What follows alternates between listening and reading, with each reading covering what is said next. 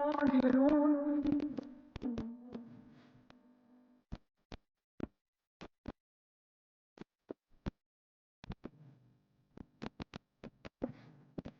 लोग अल्लाह की राह में ऐसे तौर पर सफ बांध कर लड़ते हैं कि गोया सीसा पिलाई हुई दीवार हैं, Allah loves those who fight in His cause in a row, as though they are a single structure joined firmly. In the name of Allah, the most gracious, the most merciful.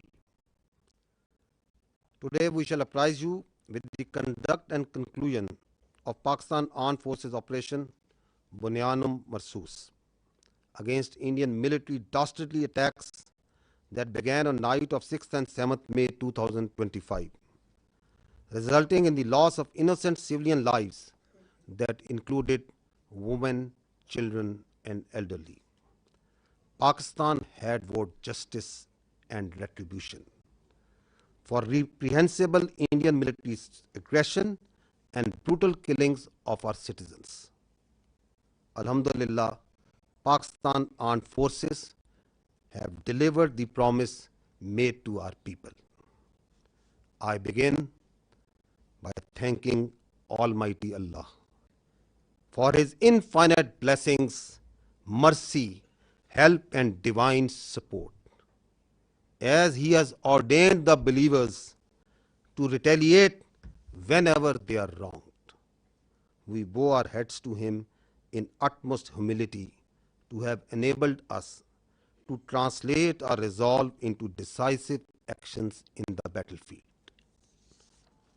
Our hearts and sympathies are with the wards and families of the Shuhada, who sacrificed their lives for the beloved country, and our prayers are for the quick recovery of our injured countrymen. We extend our heartfelt gratitude to every officer, soldier, airman, and sailor of the Armed Forces of Pakistan who made this success on the battlefield possible through their courage, professionalism, and sacrifice. The Armed Forces of Pakistan express their profound appreciation and gratitude to the brave Pakistani nation, whose moral strength, resolve, and above all, wholehearted support and prayers remained unwaveringly with us during these testing times, which became a force multiplier for the armed forces of Pakistan. We are specially indebted to the youth of Pakistan, who became the frontline soldiers as information and cyber warriors of the country. Profound thanks are also due to you, the vibrant media of Pakistan, who also stood like Bunyanum Marsoos, a steel wall against the Indian media information blitz and fuming as well as warmongering done by the Indian media. We are extremely grateful to the political leadership of all political parties without any distinction for the unified resolve in support of their armed forces for the defense of our motherland. The armed forces are specifically grateful to the inspiring leadership of the Prime Minister of Pakistan and his cabinet ministers for taking destiny-changing decisions of the country and steering it through this critical situation. Let me share now the operational details of Operation Bunyanum Marsoos. Ladies and gentlemen, Pakistan's response was a textbook demonstration of integrated tri-services jointness enabled by real-time situational awareness, network-centric warfare capabilities, and seamless multi-domain operations. This synergy across air, land, sea, and cyber domains allowed for precision engagements, overwhelming lethality, and rapid tempo. All platforms operated in synergy, delivering coordinated effects at carefully selected decisive points. Using precision-guided long-range Fateh series missiles F1 and F2 of Pakistan Army, precision munitions of Pakistan Air Force, highly capable long-range loitering killer munitions, and precision long-range artillery. 26 military targets as well as facilities that were used to target Pakistani citizens and those enterprises that were responsible for fomenting terrorism in Pakistan were engaged in Indian illegally occupied Jammu and Kashmir and also mainland India. The targets included Air Force and aviation bases at Suratgarh, Sirsa, Bhuj, Nalia, Adampur, Bhatinda, Barnala, Halwara, Avantipura, Srinagar, Jammu, Udhampur, Mamoon, Ambala, and Pathankot, which all sustained major damages. BrahMos storage facilities at Beas and Nagrota were also destroyed, which had fired missiles on Pakistan, killing innocent civilians, our flower-like children, our ladies, and our elderly. S-400 battery system at Adampur and Bhuj was also attacked by our proud Pakistan Air Force. Military logistic and support sites which helped sustain this unlawful operation against innocent Pakistani civilians, like Field Supply Depot at Uri and Radar Station at Poonch, were also targeted. Military command headquarters, which helped plan the operational killing of our innocent citizens, especially the children, including 10th Brigade and 80th Brigade at KG Top and Nowshera, were also destroyed. Facilities which harbor, train, and capacitate proxy elements that perpetrate terrorist attacks inside Pakistan, which kill innocent civilians, were specifically identified and destroyed. These include intelligence fusion support units and its forward field elements at Rajouri and Nowshera. Across the line of control, military elements including headquarters, logistic bases, artillery position, and posts that had caused civilian casualties in Azad Jammu and Kashmir through unprovoked artillery and small arms fire were relentlessly targeted and heavily damaged until they raised white flags and asked for restraint. India used drones to violate Pakistani airspace to intimidate our civilians and spread fear. All through Operation Banyanum Marsoos, dozens of Pakistani armed drones hovered over Indian major cities and sensitive political and government facilities, including their capital, New Delhi.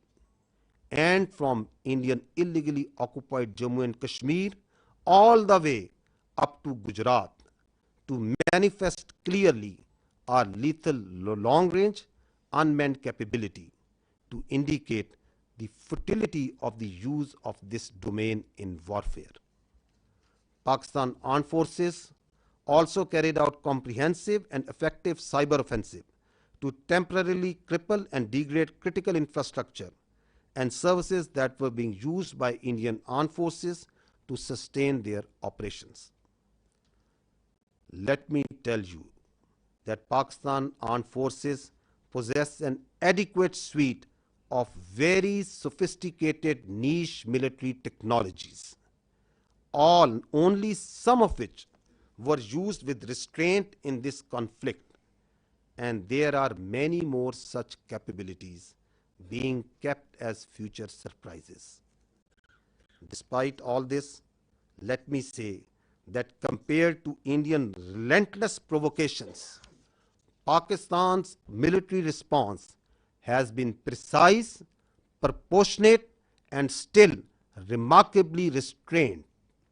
It was carefully calibrated to avoid civilian casualties and has exclusively targeted those entities and facilities which were directly involved in orchestrating and executing cold-blooded killings of Pakistani civilians and those carrying out terrorist attacks inside Pakistan. We must also inform you that Pakistan also sustained an abnormal and immediate spike in Indian-sponsored terrorism across Khyber Pakhtunkhwa and Balochistan while we were busy in operations on the Eastern Front.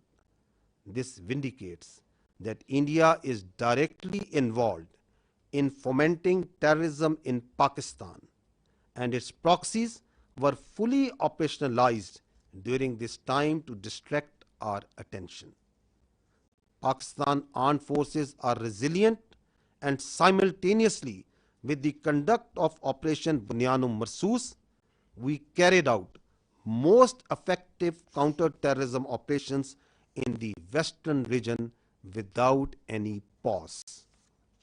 Operation Bunyan-e Marsoos has been a great example of coming together of all elements of national power with overwhelming support of Pakistani public to effectively counter the threat to our national sovereignty and integrity and the threat to our great motherland. No one should have any doubt that whenever our sovereignty would be threatened and territorial integrity violated, the response would be comprehensive, retributive, and decisive. Pakistan Armed Forces thank and salute the Pakistani nation for its courage, resilience, and national fervor during this conflict. Let me finish with the Quranic verse from the Surah Anfal.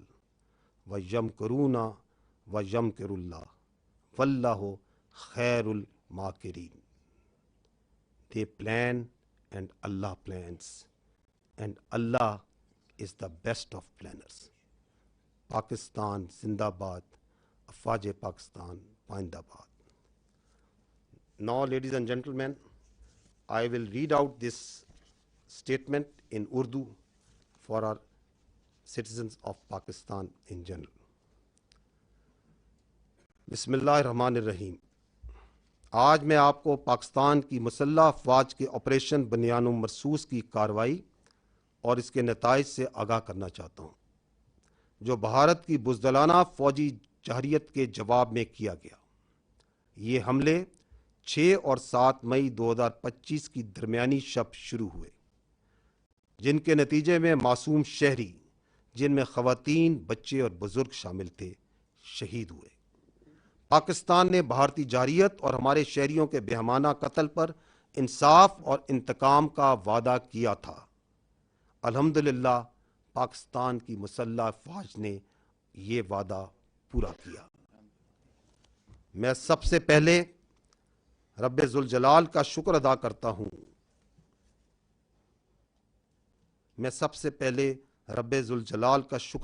ہوں.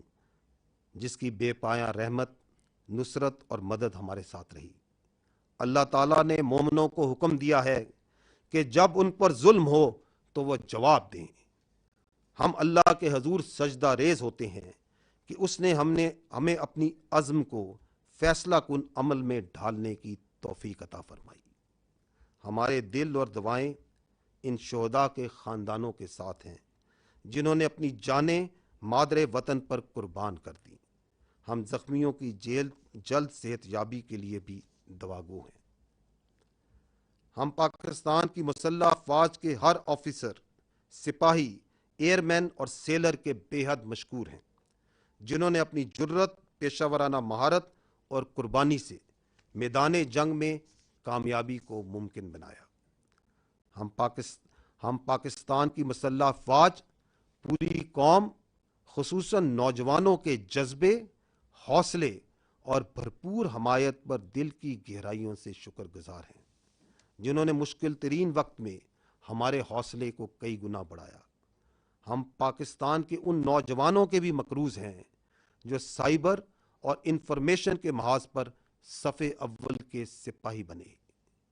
ہم پاکستان کے متحرک اور بہادر media کے بھی شکر گزار ہیں، جنہوں نے بھارت کے پروپیگنڈا اور جنگی جنون کے خلاف بنیان و مرسوس یعنی ایک آہنی دیوار کی طرح کھڑے ہوئے۔ ہم بلا تفریق تمام سیاسی جماعتوں کی قیادت کے بھی ممنون ہیں، جنہوں نے سیاسی اختلافات سے بالاتر ہو کر وطن کے دفاع میں متحد ہو کر افواج پاکستان کے شانہ بشانہ کھڑے ہونے کا بہترین مظاہرہ کیا۔ مسلح افواج بالخصوص پاکستان کے وزیر اعظم اور ان کی کابینہ کی قائدانہ صلاحیتوں اور جرأتمندانہ فیصلوں کی بھی قدردان ہیں، جنہوں نے ملک کو اس نازک موڑ پر درست سمت میں رہنمائی فراہم کی۔ خواتین و حضرات، اب میں آپ کو آپریشن بنیانم مرصوص کی تفصیلات سے آگاہ کروں گا۔ پاکستان کا جواب ایک نصابی نمونہ تھا، جس میں تینوں افواج کی مکمل ہم آہنگی کے ساتھ حقیقی وقت پر صورتحال کی آگاہی، نیٹ ورک سینٹرک وارفیئر اور ملٹی ڈومین آپریشنز کی مکمل صلاحیت بروئے کار لائی گئی۔ زمین، فضا، سمندر اور سائبر سپیس میں مکمل ہم آہنگی سے اہم اہداف کو تباہ کیا گیا۔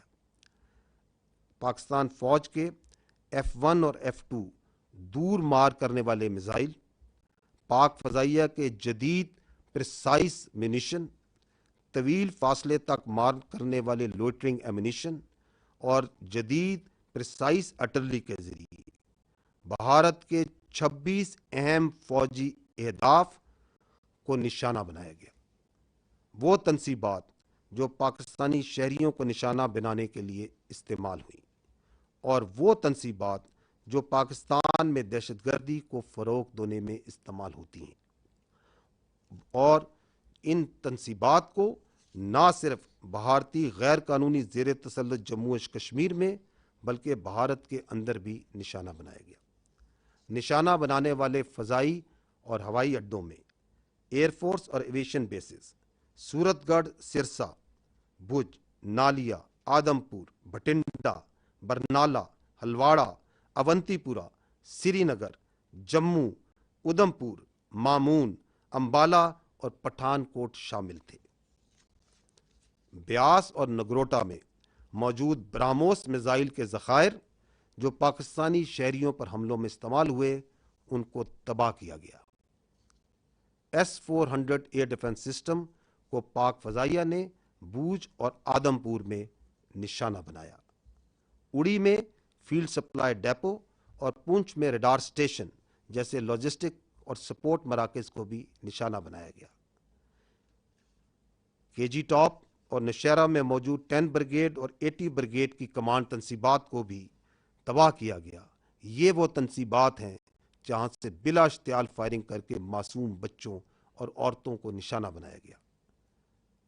راجوڑی اور نشیرہ میں موجود ملٹری انٹیلیجنس کی یونٹیں اور ان کے فیلڈ عناصر جو پاکستان میں دہشت گردی میں ملوث پراکسیز کو سپورٹ دیتے تھے، ان کو بھی ختم کیا گیا۔ لائن آف کنٹرول کے پار وہ تمام آرٹلری، لاجسٹک اور پوسٹیں جو آزاد جموں اینڈ کشمیر میں سویلینز پر فائرنگ کرتی تھیں، ان پر شدید اور مسلسل جوابی کارروائی کی گئی، یہاں تک کہ انہوں نے سفید جھنڈے اٹھا لیے۔ بھارت نے ڈرونز کے ذریعے پاکستانی فضا کی خلاف ورزی کی تاکہ عوام میں خوف پھیلایا جا سکے اور ان کو ہراساں کیا جا سکے۔ اس کے رد عمل میں آپریشن بنیانم مرصوص کے دوران پاکستان کی مسلح ڈرونز بھارت کے بڑے شہروں انکلوڈنگ دارالحکومت نیو دہلی اور اللیگلی آکوپائڈ جموں اینڈ کشمیر سے لے کر گجرات تک مسلسل پرواز کرتے رہے، تاکہ پاکستان کی صلاحیت کا نہ صرف اظہار کیا جا سکے اور بلکہ یہ بتایا جا سکے کہ اس ڈرونز کے ڈومین کا موجودہ وارفیئر میں کوئی فائدہ نہیں۔ پاکستانی افواج نے بھرپور سائبر حملے بھی کیے، جن کے نتیجے میں ان بھارتی اہم مواصلاتی اور انفراسٹرکچر نظام کو مفلوج کیا گیا جو کہ بھارتی افواج کے استعمال کر رہی تھی۔ یہ یاد رہے کہ پاکستانی افواج کے پاس ایسی کئی جدید جنگی صلاحیتیں موجود ہیں جن کا کچھ کا استعمال اس تنازع میں محدود سطح پر کیا گیا، اور کئی صلاحیتیں آئندہ کے لیے محفوظ رکھی گئی ہیں۔ ان سب اقدامات کے باوجود میں واضح کرنا چاہتا ہوں کہ بھارت کی مسلسل اشتعال انگیزی کے مقابلے میں پاکستان کا رد عمل نہایت درست، متوازن اور محدود نوعیت کا رہا۔ ہر حد جو ہمارے معصوم شہریوں کے قتل یا پاکستان میں دہشت گردی میں براہ راست ملوث تھا، ان کو احتیاط سے نہ صرف منتخب کیا گیا بلکہ انشور کیا گیا کہ عام شہری متاثر نہ ہوں۔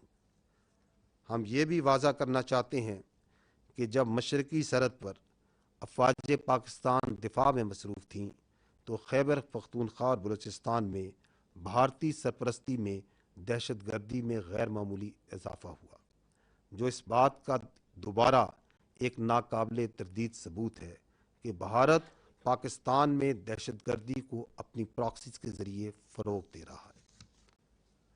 تاہم افواج پاکستان نے مغربی محاذ پر بھی انسداد دہشت گردی آپریشنز کو بغیر کسی وقفے کے کامیابی سے جاری رکھا۔ خواتین و حضرات، آپریشن بنیان مرصوص ایک ایسی شاندار مثال ہے جہاں قوم کی تمام طاقتیں متحد ہوئیں اور متحد ہو کر مادر وطن کے تحفظ کے لیے کھڑی ہو گئیں۔ کسی کو بھی کوئی شک نہیں ہونا چاہیے کہ جب کبھی ہماری خود مختاری یا سرحدوں کی خلاف ورزی کی گئی، ہمارا رد عمل جامع، جوابی اور فیصلہ کن ہوگا۔ افواج پاکستان پاکستانی قوم کو اس کے حوصلے، عزم اور حب الوطنی پر سلام پیش کرتی ہے۔ اور آخر میں سورہ انفال کی ان آیات پر ختم کرنا چاہوں گا، وَيَمْكُرُونَ وَيَمْكُرُ اللَّهُ وَاللَّهُ خَيْرُ الْمَاكِرِينَ۔ وہ تو اپنی تدبیریں کر رہے تھے اور اللہ اپنی تدبیر کر رہا تھا، اور وہ سب سے مستحکم تدبیر کرنے والا ہے۔ پاکستان زندہ باد، افواج پاکستان پائندہ باد۔ اب میں آپ کو اس آپریشن کی مزید جزیات سے آگاہ کرنے کے لیے آپ کی توجہ اسکرین کی جانب مقبول کرانا چاہوں گا۔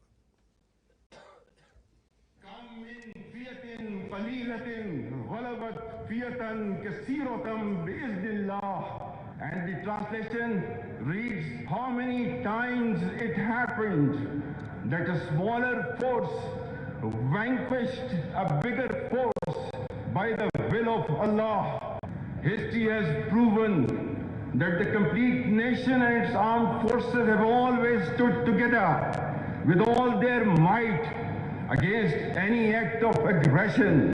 Alhamdulillah, we have the will, capacity and capability to protect our sovereignty and territorial integrity, and we are all well aware of the ways and means to do it. Our forefathers, they have sacrificed immensely, and we have sacrificed a lot for the creation of this country, and we know how to defend it. If this great Pakistani nation and the Pakistani armed forces, if 1.3 million Indian army with all their wherewithal, if they cannot intimidate us and they cannot coerce us, these terrorists can subdue the armed forces of Pakistan. ہم صرف یہ کہنا چاہتے ہیں کہ نہ ہم تمہاری طاقت، نہ تمہاری مکاری اور تمہاری جارحیت سے مروب ہونے والی قوم ہے۔ Now you just wait for our response.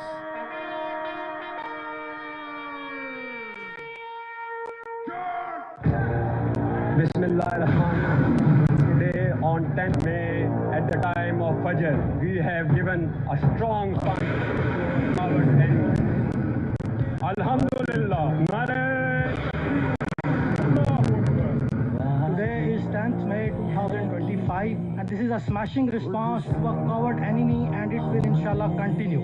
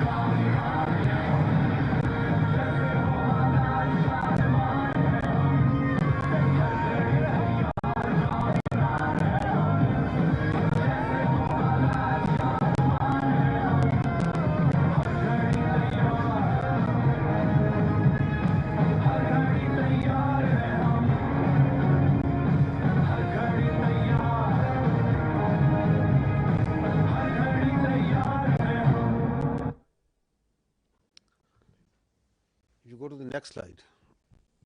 If you remember, the armed forces of Pakistan promised you three things. We told you that we will give a befitting response to Indian aggression.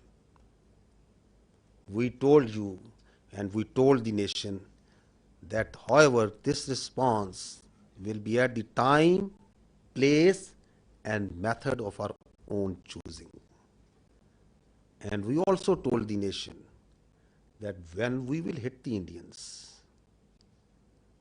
the entire world will come to know. And we also told that you will not require the Indian media to report to you the phantom strikes that they said that Pakistan is taking place. Didn't we tell you all these three things? We told you. And we also told you that as these armed forces say, we ardently love to embrace Shahadat far more than you fear death. So, gentlemen, this is how it culminated. Now I will show you another clip which will tell you the story. Pakistan says the country has launched a retaliatory military operation against India.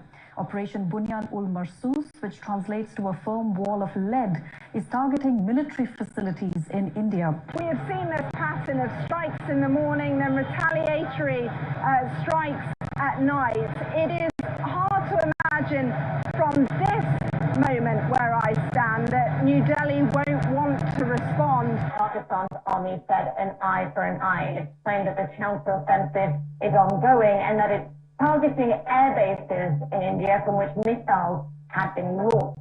Just after morning fresh, there were a series of loud explosions were heard across Jammu and Kashmir, including Uri, Nagrota, Jammu, Udhampur, as well as the major cities of Srinagar and Jammu. Pakistan decided to launch a massive retaliation that included fixed-wing aircraft as well as drones and also cyber attacks. They hit 8 air bases inside of India and Indian-controlled Kashmir. Important distinction, these are India proper as well as in Indian-controlled Kashmir. And those air bases, one of them they say that they've hit a sophisticated air defense system, and another one that they say that they've taken out a missile storage tank. Pakistan's military says the strikes are in retaliation for what it calls Indian aggression. Islamabad claims it has hit multiple military targets near the line of control. Pakistan responded with a relentless, a massive barrage of missiles and rockets, they say, Pakistan says, into Indian military facilities, bases inside India, air bases, weapons storage, and along that disputed line of control in Kashmir against military bases there. They say that this, from the Pakistan perspective, their communications, how they were communicating with Secretary Rubio, that really put India on the back foot. It didn't know what had happened. India, according to Pakistan, reached out to Secretary Rubio, reached out to the Saudis, reached out to the Turks, reached out to others to find a diplomatic off-ramp, got engaged after that onslaught in diplomacy, but telling the mediators that they were going to go on a pause on the Indian side. घबराहट एक तो लोगों की नजर आ रही है क्योंकि तमाम एयरबेस ध्वस्त होते हुए नजर आ रहे हैं, आग के गोले में बदले हुए नजर आ रहे हैं। सबसे ज्यादा जो चर्चा है वो ये कि जब आप अपने एयरबेस को नहीं बचा सकते तो जनता को क्या बचाएंगे। बड़ी खबर निकल के सामने आ रही है, पठानकोट एयरबेस पे हमला होया है। जी हां दादी के पठानकोट एयरबेस पे हमला होया, दूसरे पासे जम्मू एयरबेस पे हमला होया। ये पाकिस्तान की साइड से है, देखिएगा। अब हमें आवाज़ से ही पता लग जाता है, जो सीटी बजाता हुआ तेजी से आता है और हमारे करीब जोरदार आवाज़ के साथ फटता है, वो पाकिस्तान की तरफ से फेंका गया, पुंछ पर फेंका गया। देखिए उन्होंने जो किया है, पठानकोट, पठान हमारा आगे जिसको हम कहें एडवांस एयरबेस है, बहुत है। उन्होंने उधमपुर में किया है, ये किया है श्रीनगर के पास में किया है, अवंतीपुर में। सिरसा को आपने बताया एयरबेस है वहां पर, उसको उसने टारगेट किया है और तो वो ड्रोन्स के साथ साथ अपनी बड़ी मिसाइल भी दाग रहा था। पूरी तरह से धमाकों की जो आवाज़ें हैं वो राजौरी, पुंछ के साथ साथ जम्मू के अलग अलग इलाकों में यहाँ पर सुनाई दे रही हैं। पाकिस्तान बिल्कुल आखिर में ये इस्तेमाल करेगा और पाकिस्तान को शुरू में इस्तेमाल कर रहा है। वह और भी बहुत सारे मिसाइलों का जखीरा है और इससे भी ज्यादा कारगर मिसाइलें। The attacks that have been coming in from the Pakistani forces, we saw how they lit up the entire border area all the way from the north in Kupwara, in Uri, where the ceasefire violations were taking place. Then we saw the drone strikes which were taking place in the Jammu area, all the way down to Bhuj. There were several attacks coming in from the Pakistan side, several drone strikes which were coming in from the Pakistan side. So again remember and see that didn't the whole world hear and report? Because that's what we promised. Your armed forces promised and delivered that. Now I would like to draw your attention to the next clip, that how the Indian Ministry of Defense itself reported this.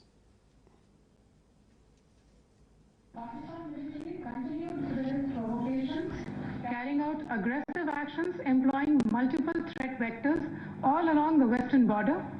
Pakistan employed UCAV, drones, long-range weapons, loitering munitions and fighter aircrafts to target military infrastructure. Pakistan military also resorted to air intrusions using drones and firing of heavy caliber weapons along the line of control. Air intrusion and several harassment attacks were also attempted from Srinagar till Nalia at more than 26 locations. Damage was sustained to equipment and personnel at Indian Air Force stations at Udhampur, Pathankot, Adhampur and Bhuj. There were also several high-speed missile attacks noticed with heavy damages to other military stations in Kupwara, Baramulla, Poonch, Rajouri and Akhnur sectors continued. Indian Armed Forces reiterate their commitment to non-escalation provided it is reciprocated by the Pakistan military. भारतीय सशस्त्र बल दोहराते हैं कि वे तनाव वृद्धि नहीं चाहते, बशर्ते पाकिस्तान भी ऐसा ही व्यवहार करे. So did you find even there from the Indian statements that did Pakistan attack anything other than military targets? No. Did any international media, even Indian media, what are they reporting? Precise targeting of the military installations, posts. We told you that we don't target civilians. Our religion does not allow us. Our culture does not allow us. Our professionalism of these armed forces doesn't allow us. That we will never target civilians.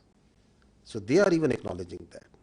And they are also saying that once they received the message, once they got the message, then who asked for non-escalation?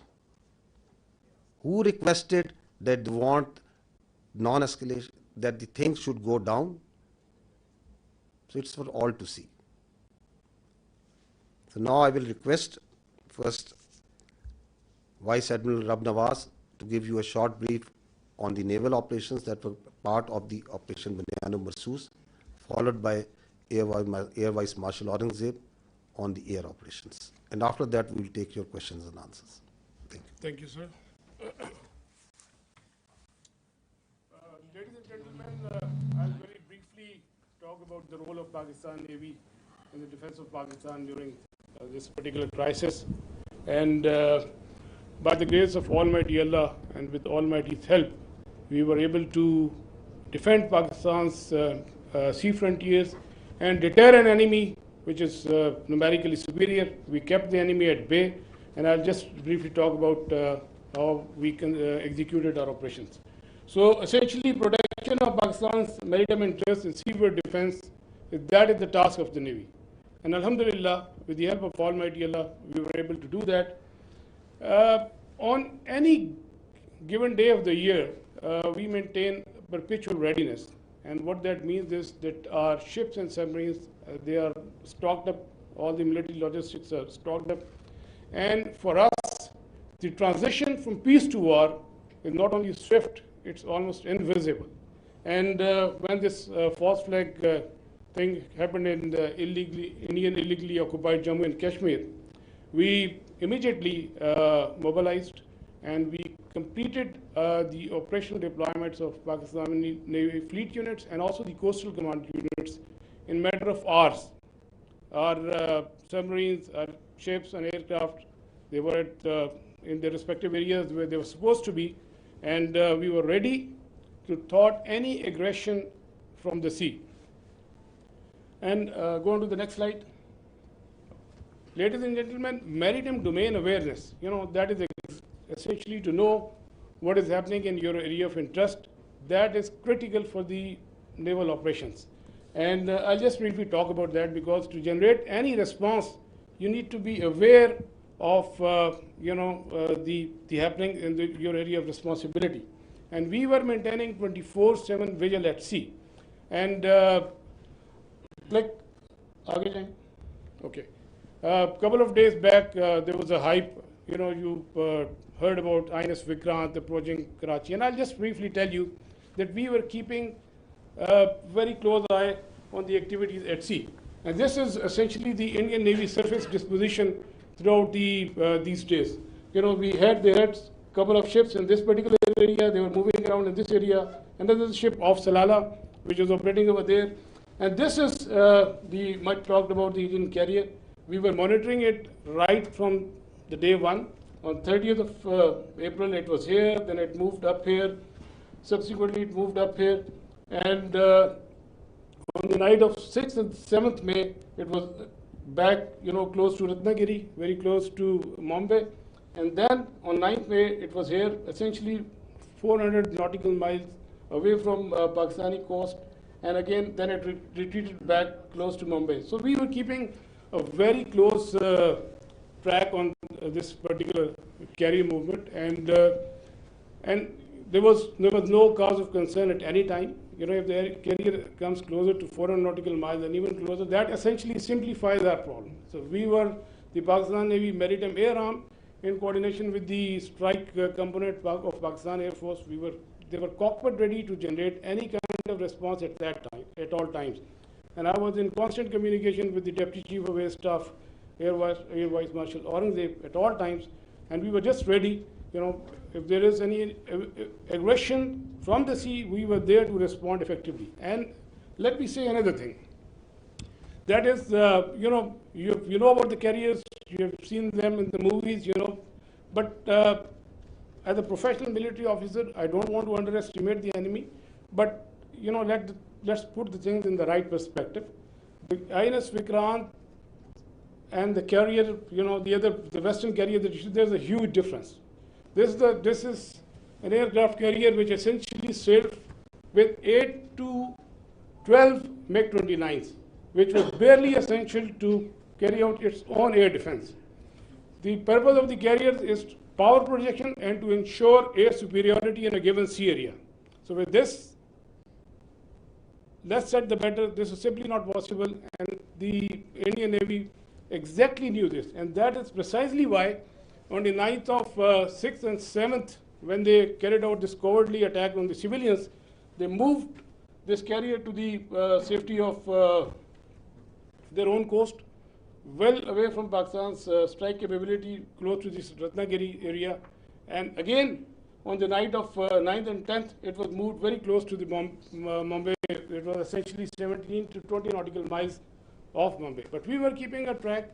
We were fully aware of their movements in this area, and we were always ready to generate a response in coordination with the Air Force, especially in case of the aircraft carrier.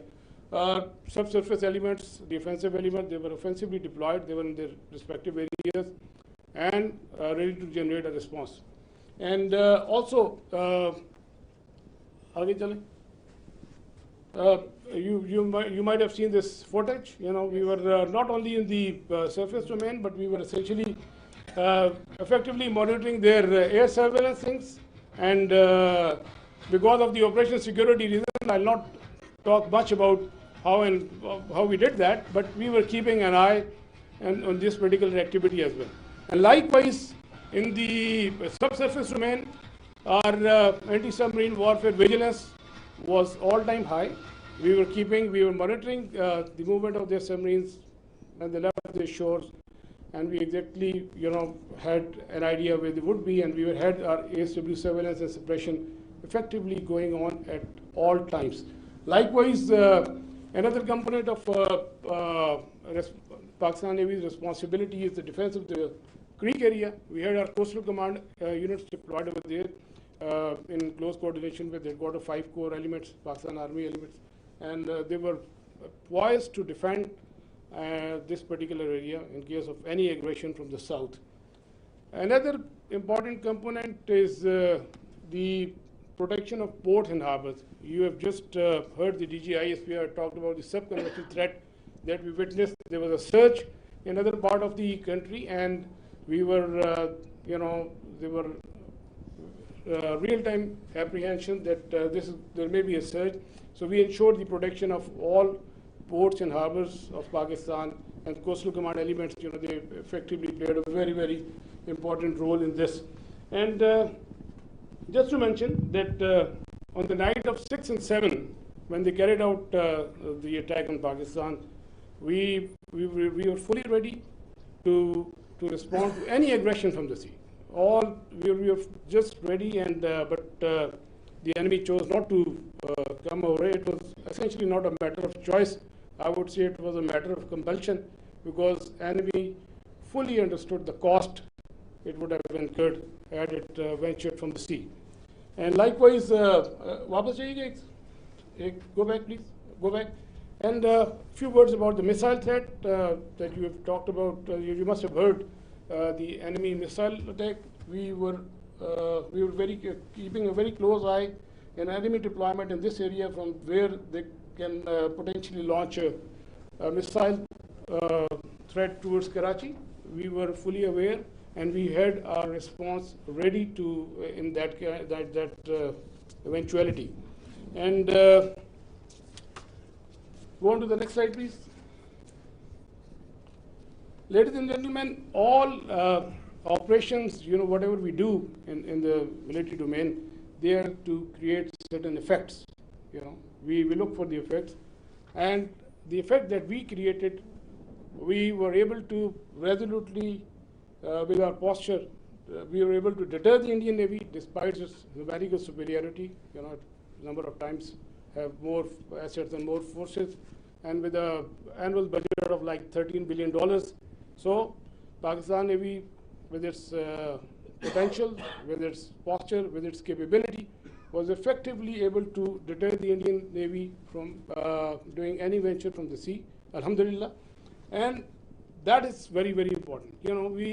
That is essentially the job of the Navy, to ensure that the free flow of trade continues. That's the backbone of the economy. Our 95% of trade is through the sea. Alhamdulillah, we were able to ensure that the shipping continues, the free flow of trade was ensured, and we were able, all our ports and harbors, they remained open. And you can Google yourself. So what was the case on the other side? You can Google about Kandla and Mundra, and there was some disruption, but that you can check for yourself. But alhamdulillah, we were able to effectively ensure this. Next. We had a wonderful inter-services synergy, very effective communication, and like I said, I was in constant touch with the DGMO and the Deputy Chief of Air Staff Operations. At all times, we fully coordinated our operations, and alhamdulillah, and I think that's really successful for execution of maritime operations. Alhamdulillah, we came up to the national expectations. We ensured defense of Pakistan's maritime frontiers, and we were able to deter the enemy from any adventurism from the sea. And ladies and gentlemen, let me tell you that we remain ever ready to thwart any aggression from the sea at all times. So we will keep our guard. We always keep our guard, and inshallah we will keep our guard in days to come. And last but not the least, I'll end my presentation that the next time when you think of Pakistan Navy and the silent guy, please remember remember that with the help of Almighty Allah, our actions will always speak louder than words. Thank you very much. And I request AVM Aurangzeb. So the Indians didn't choose to come on the sea. Now you understand why.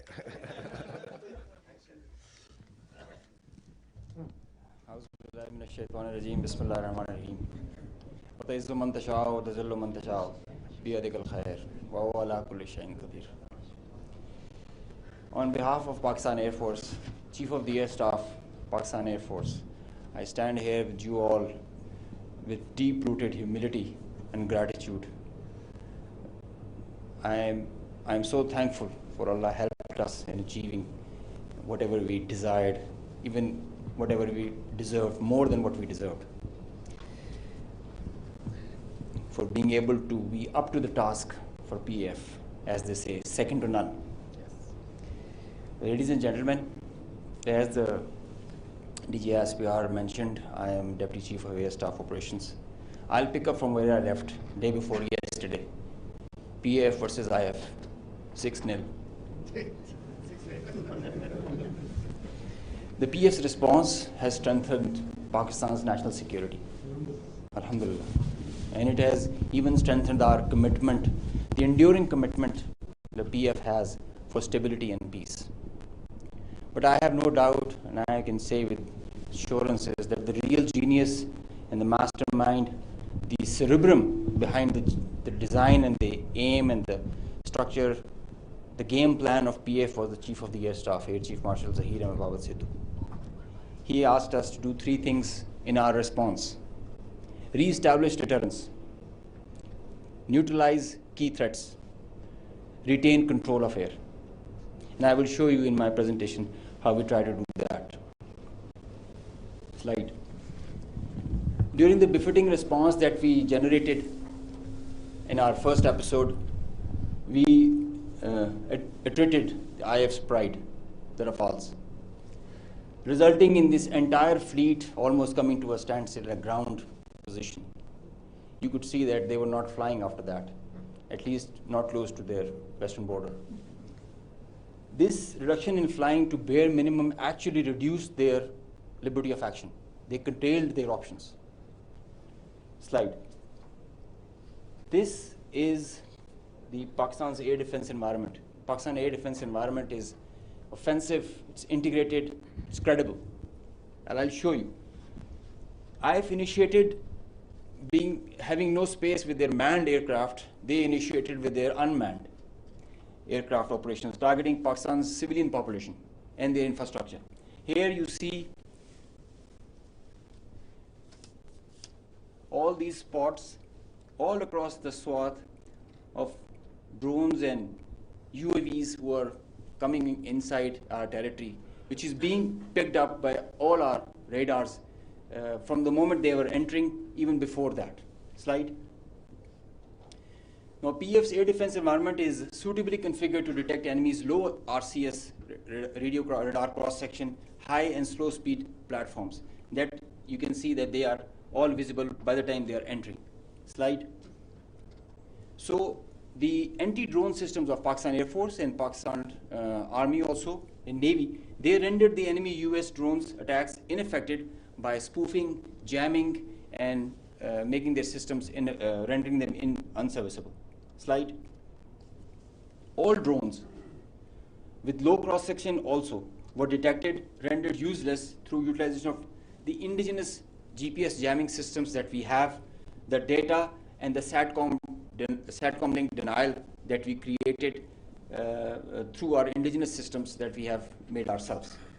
So whenever those systems were attacked with the soft kill, they had their error induced into the GPSs and they were going haywire.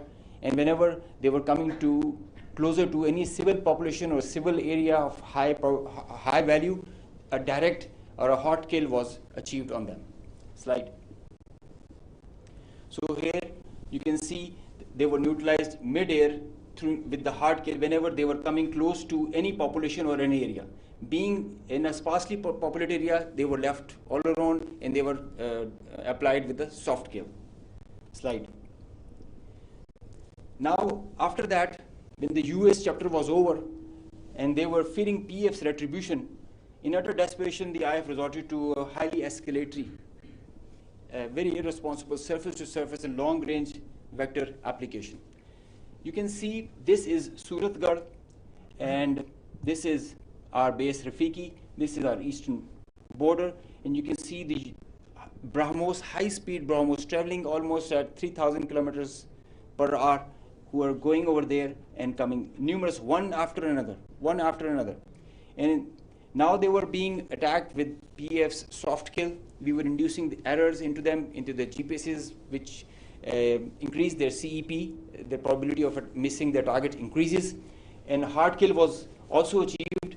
Here you see one of the US has gone, if by the end of the slide you see one of the US has overshot the target and gone ahead. And this is the radar picture. You can see that they are going, this target will, this BrahMos will miss the target and will go ahead and fall in some no man's land. And they are being, one after another, they are coming back, crossing the borders. They are being picked, slide. They are being picked as soon as they are being launched. So real-time launch, mid-flight and terminal phase of all SSM, PF has the capability. Our air defense system, as I just mentioned, is very offensive, integrated, and credible. So here you see that they are being launched from Bhuj area. This is the southern part of the country. And this is our airfield Bhulari. You must have mentioned, you have seen there were a lot of mention from the our counterparts. Here you see this BrahMos is coming. It's almost reaching the target, and you'll see when we will apply the soft kill, look what happened to it. It moved left and then disappeared towards the ground. I mean, this is the radar evidence that we have, that there so many of their vectors missed the targets. A lot of them did make, because they were throwing like hundreds of them. Next slide. There's one more very interesting thing that I would like you to all see. This is where it is launched from our eastern side towards Jaisalmer. This is our airfield Shahbaz, Jacobabad. Now this BrahMos is crossing on top of Shahbaz, and it is going towards our western border, almost to our neighboring country, towards that. You can see this is going there, it's going ballistic. Now they are not even threatening their neighbor, they are threatening the regional stability of the whole continent and the larger area. So effective sensor to shooter grid that was made by PAF, and the potent hard and soft kill capability that led to the missed target opportunities for lots of their surface to surface and long range vectors. Slide. Now this is another thing that I want you to all to see. This is a launch of a high speed projectile that has been launched from their area surrounding Adampur.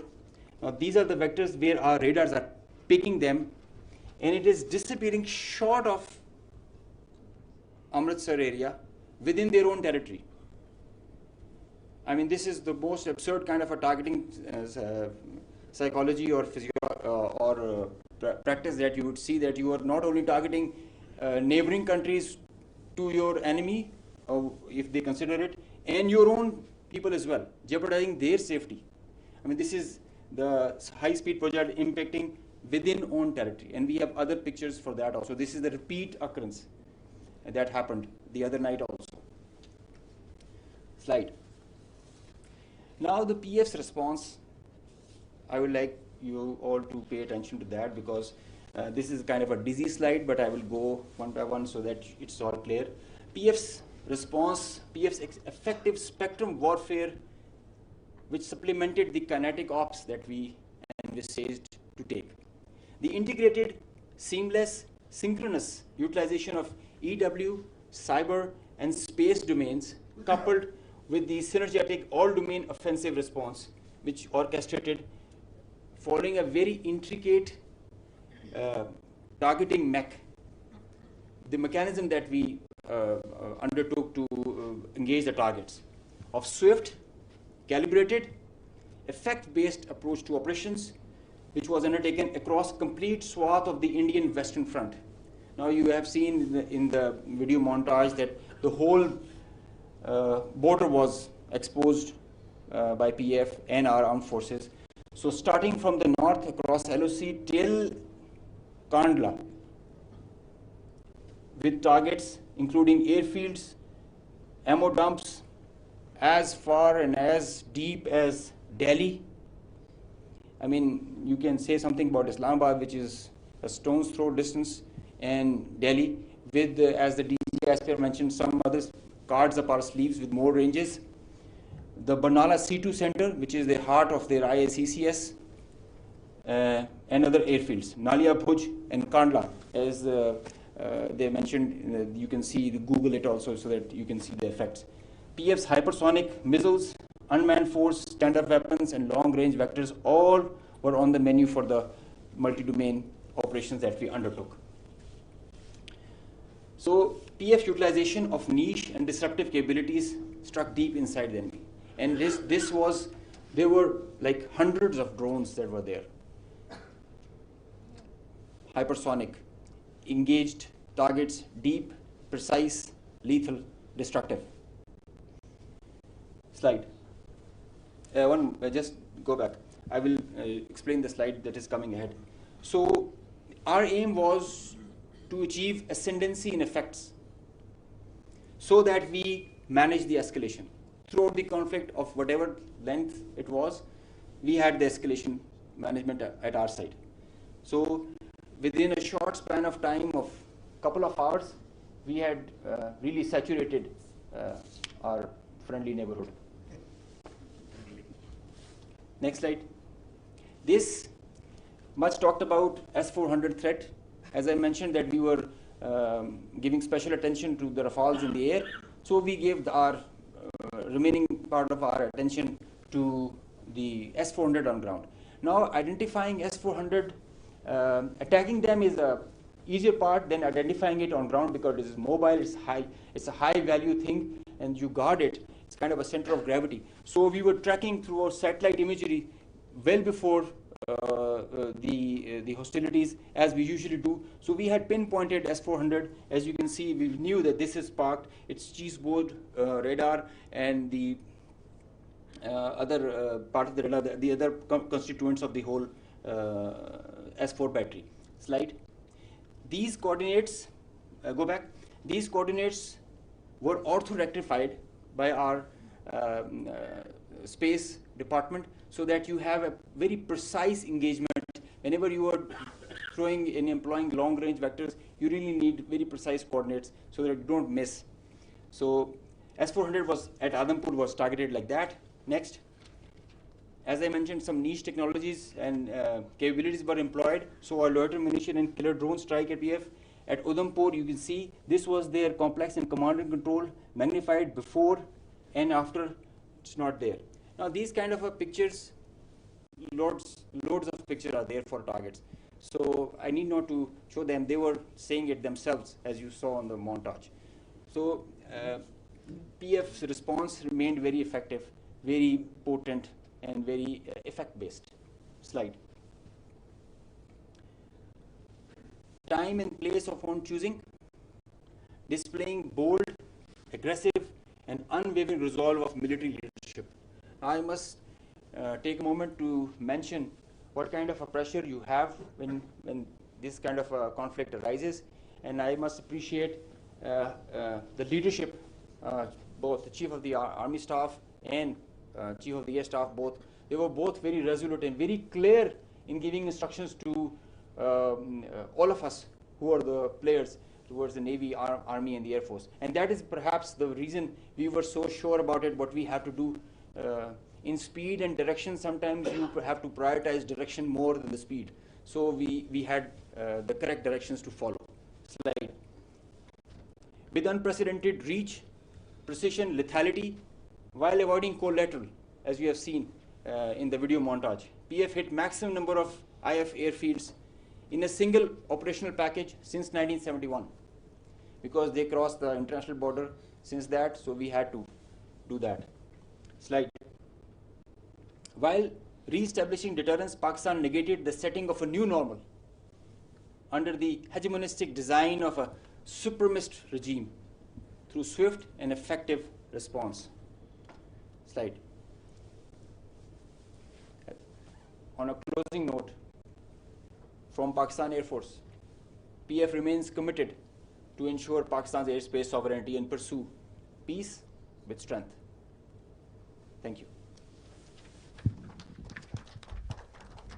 So, ladies and gentlemen, after these presentations, you can understand that Army, Air Force and Navy, the tri-service synergy that was exhibited, and all the three services acted jointly like one body.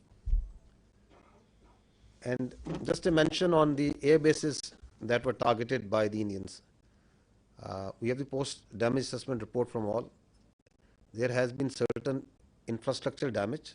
Of course, there has been. Only one aircraft has minor damage, which will be repaired and soon operational again.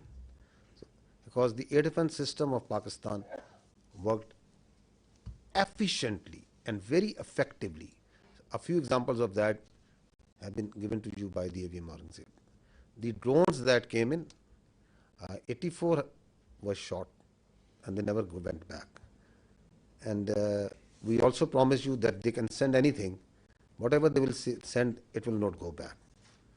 So that's a promise also that we kept. So now we can start with the question and answer. And before that, we again first bow our heads in humility to Almighty Allah for giving us this great success, and the people of Pakistan for the support that was with the armed forces. And the armed forces and the people of Pakistan were one body again. They worked together for thwarting this threat against this motherland. So we can have the first question.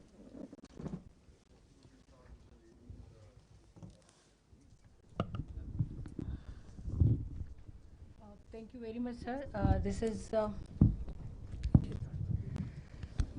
Thank you very much, sir. This is Sumaira Khan from Sama Television. And first of all, let me convey the pulse of the nation as well. They obviously they cannot reach you in person, every one of them, but the heart of felicitation is indeed with you from the masses of Pakistan, specifically youth. You mentioned very rightly. My question is, in that whole span of escalation, the Indian government had been issuing extremely provocative statements regarding initiation of war, and not just the government, but unfortunately their media was also, to me it seemed very war frenzy. And but in that whole time, in the meanwhile, I saw Pakistani side and I saw you very defensively responding to all the hegemony and Indian aggression. So I just wanted to know that it was part of your strategy. What was that? Or you never wanted that escalation to rise to all those levels?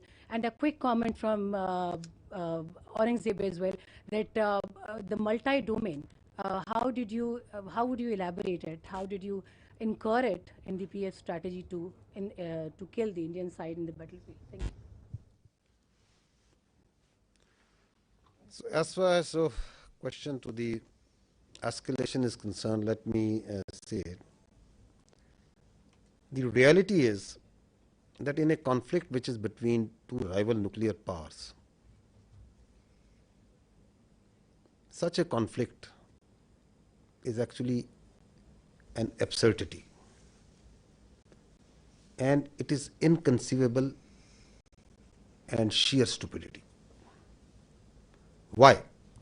Because that conflict can lead, in the case of Indo-Pakistan, India-Pakistan, can lead to the peril of more than 1.6 billion people. So, in reality, there is no space for war between India and Pakistan. And if anyone wants to carve out this space for war, he is actually carving out space for mutual annihilation. So that is why you saw that in this conflict, Pakistan acted in a very mature manner. And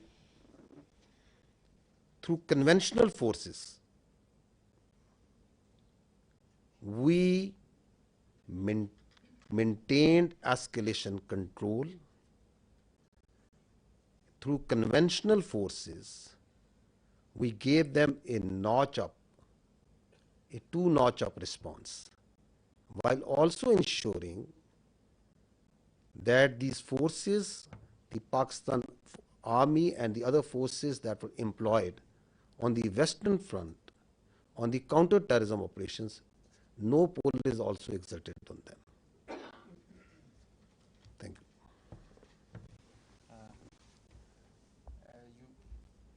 Can you hear me? Okay, you just asked regarding the multi-domain operations. It's a very good question, because this is the buzzword nowadays. But it's not actually something in the air. It's a actual real milestone for PEF. You know, the warfare has changed drastically, and so has everything that is associated with it. It's not the erstwhile concept where you can just get the number of aircraft in air and see. It's called a new EMSO, the electromagnetic spectrum operations. It's a whole new environment that is there.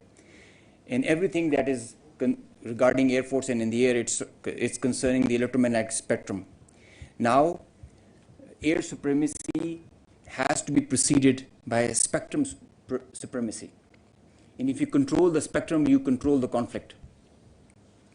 So Pakistan Air Force, and especially this is a thing that is pursued so vigorously by Chief of the Air Staff, that we have to have that spectrum warfare capability.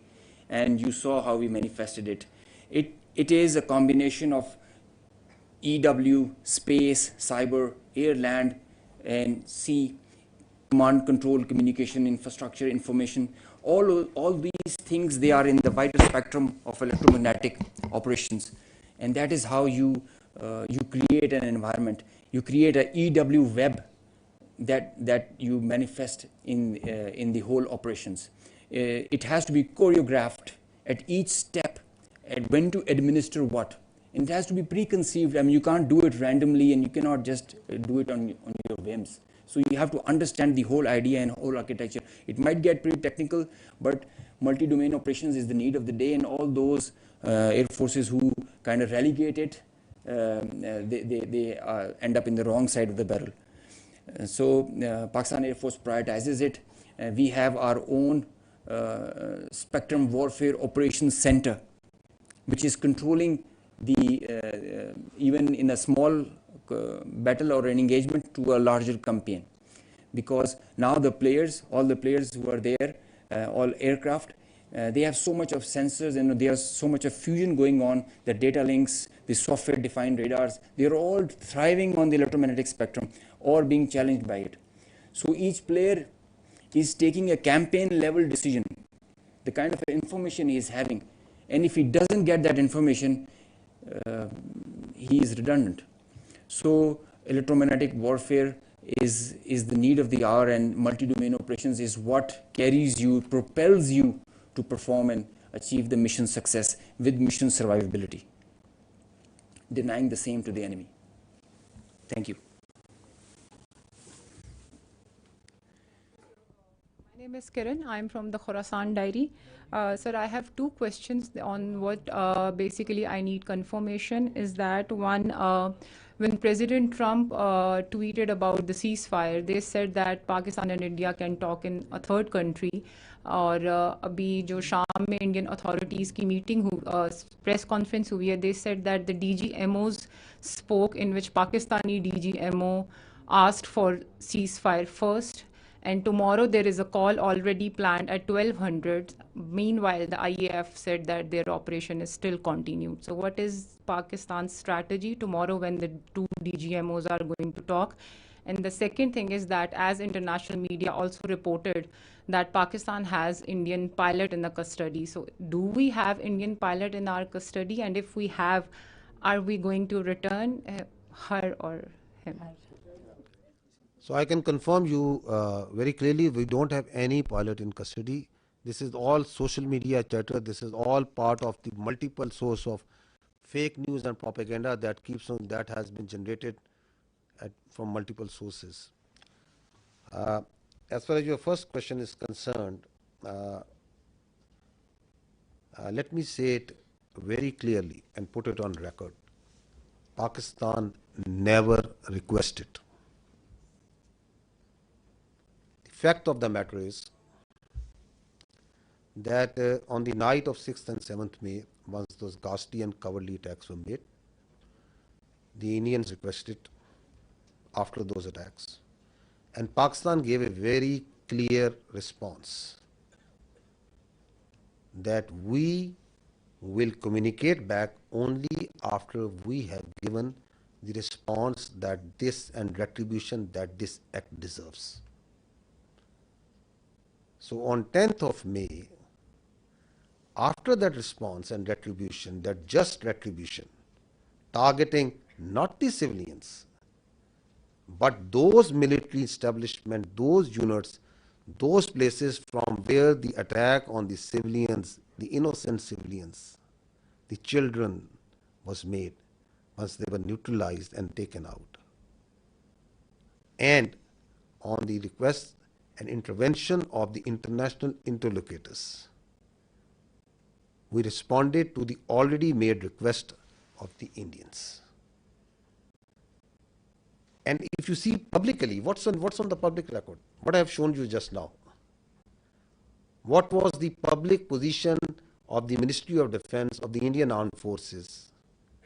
Who was asking for non-escalation once the just retribution of Pakistan Armed Forces have gone? So I think the record publicly, the facts speak for themselves.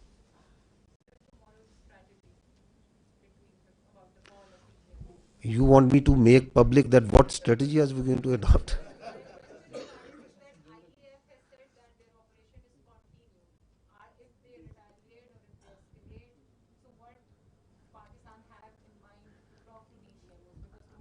For any threat, anything that they can pose, posture, your armed forces are always vigilant and ready.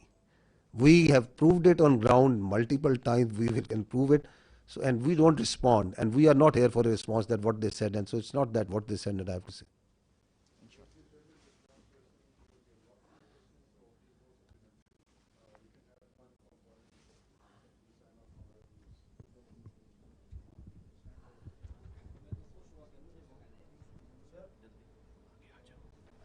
Thank you very much. Okay, I'll come to you after that.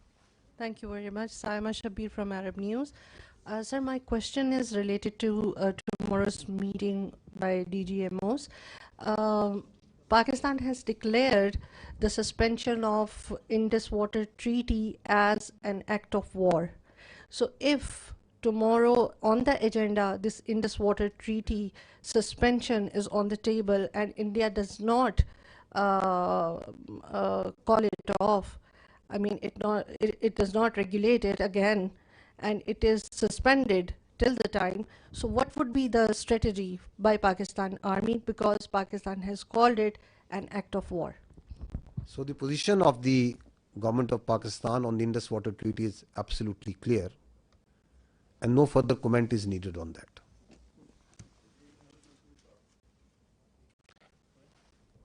Our Turkish friend over here is raising his hands again and again.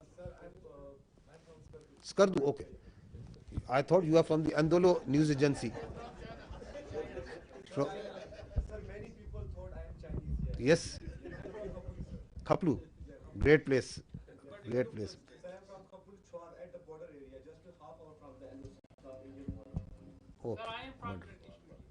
Okay. Sorry for the mistaken identity. So we can go with the question. Sir, my question is that Ahmad Mansoor 24 news से ताल्लुक़ है। General साहब, हमारी जो forces की leadership है उसके लिए बहुत कुछ कहने को है, लेकिन मैं सिर्फ ये कहूँगा कि जो बॉडी लैंग्वेज स्ट्राइक्स आपने की हैं इस सारे कन्फ्लिक्ट में, उन्होंने भी बॉर्डर पर बड़ा कुछ हिला के रखा है। सवाल सर मेरा ये है कि मसला कश्मीर एक ऐसा है कि उसकी वजह से दो एटमी जो ताकतें हैं वो एक खौफनाक जंग पूरी दुनिया को हिला के रख देती है। इस दफ़ा फिर यही हुआ। और अभी जो सदर ट्रंप ने अभी जो दूसरा ट्वीट किया है, उन्होंने मसला कश्मीर को एक मुतनाज़ा इलाका करार दिया है, उसका जिक्र मुतनाज़ा खित्ते के तौर पे किया है। तो इंडिया तो इसको अपने तौर पे इसको गैर मुतनाज़ा कहे बैठा है, लेकिन क्या ये एक बड़ा नादर मौका नहीं है, सुनहरी मौका नहीं है पाकिस्तान के पास कि अब इस जो कन्फ्लिक्ट के तनाज़र में, अब चूंकि दुनिया भी राब्ते में है, सबकी नज़रें हैं इस पे, तो पाकिस्तान दोबारा मसला कश्मीर को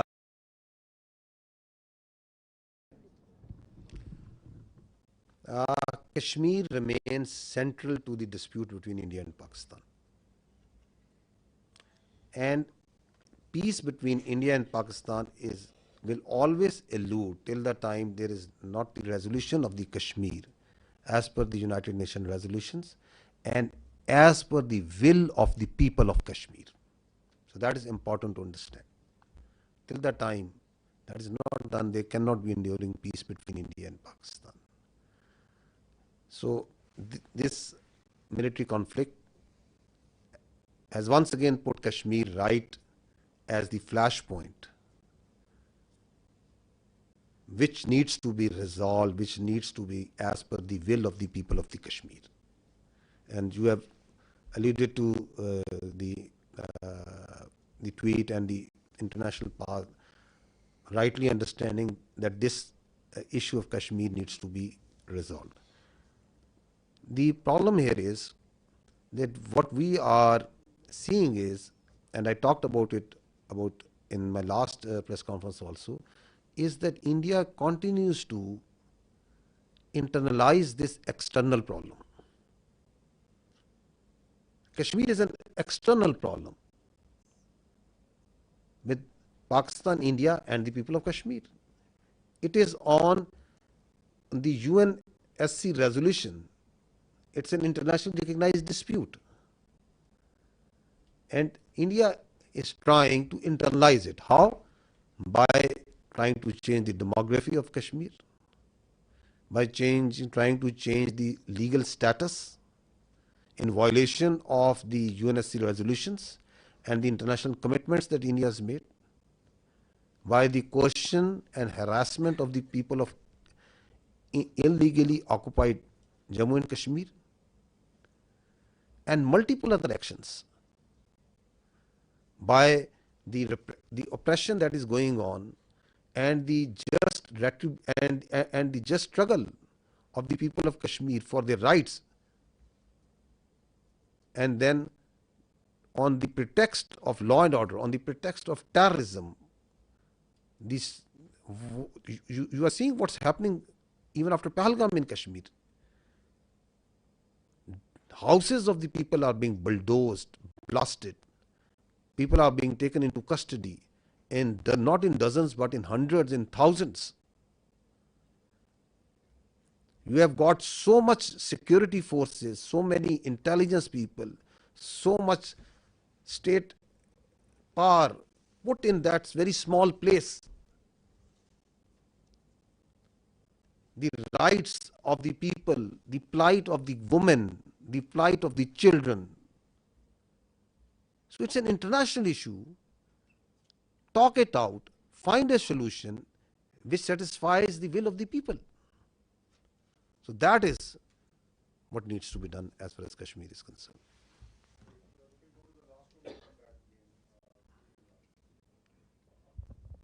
सर मोहम्मद इमरान सुनो न्यूज़ से। सर मेरा क्वेश्चन ये है कि क्या इंटरनेशनल गारंटीज दी गई हैं कि जो सीज फायर है वो कोई लंबे अरसे के लिए सस्टेन कर सकेगा? You see, being the spokesperson of the armed forces of Pakistan, I can state with 200% certainty that the Pakistan armed forces are holding the line of control ceasefire. No violation is being made by Pakistan Army or the armed forces.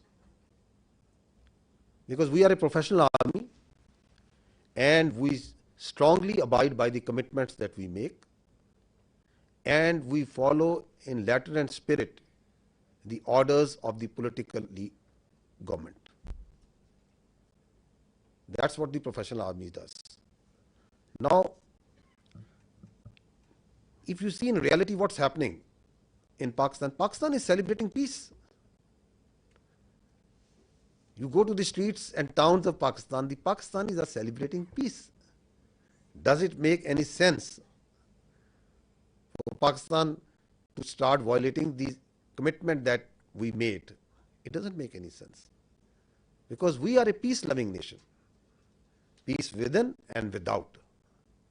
However, if there is any aggression, we will respond, and we respond then.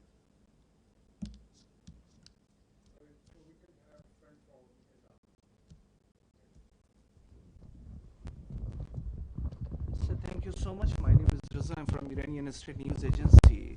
If you allow me, I have a question from the Honorable Vice Admiral. So thank you. We have seen the activities of the Navy before the escalation and the readiness.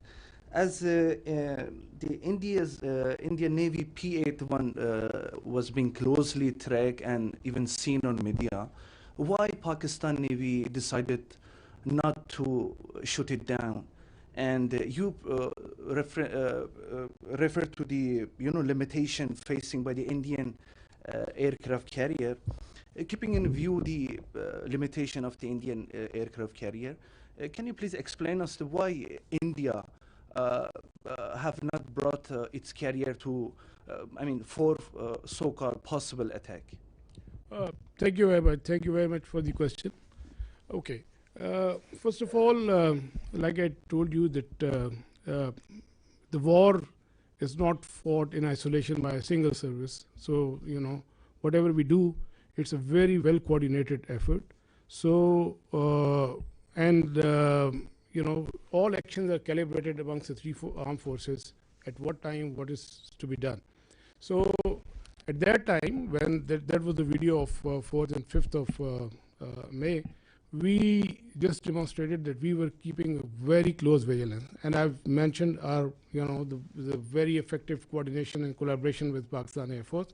So I'll not go into those details because of the operational security reasons, but essentially that was simply to send across a message that if we can track, so we can go to the next level, but that is based on the national decision-making line. That's not an isolated. The Navy will always act in sync with the all three services, and that would be a national security decision-making thing. So when the time will come for that to happen, so inshallah we will respond in that fashion. The aircraft carrier, I mentioned, for example, we can have that slide, Kazim, if he's here.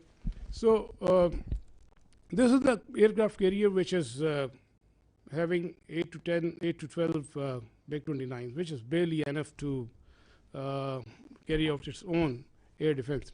And aircraft carriers, if the Western air carrier, if you talk of the 4th class aircraft carriers, they carry like 75 plus aircraft.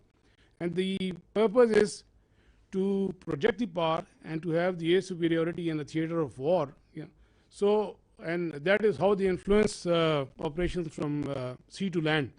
So here, in case of INS Vikrant, the aircraft that it was carrying, they were barely enough to protect, to carry out its own air defense. And the question of projecting power ashore or to maintaining an air superiority in a conflict theater, that's simply not possible. We know that, the Indian Navy understands that, and that is why it was more of a psychological, trying to create a deception or a psychological effect, and we fully understood that. And like I said, we were always ready. Had there been any aggression, we, in close coordination with Pakistan Air Force, we were always ready. They were cockpit ready to generate a response. We have a mechanism worked out with the Pakistan Naval Aviation Assets and Pakistan Air Force Assets. So the response was always ready. And I mean, this is simply, let me say it politely. I did mention that as a professional military officer, I don't want to underestimate the enemy, but let me tell you candidly that INS Vikrant, with its present capability, it's effective essentially in the IO domain, and which essentially you saw that article in the Telegraph and that hype about. So essentially, its effectiveness is restricted to the IO domain, And had it not been the case, it would have projected the power ashore and it would have created some effect. So they understand the limitation, and we also understand that. Thank you very much.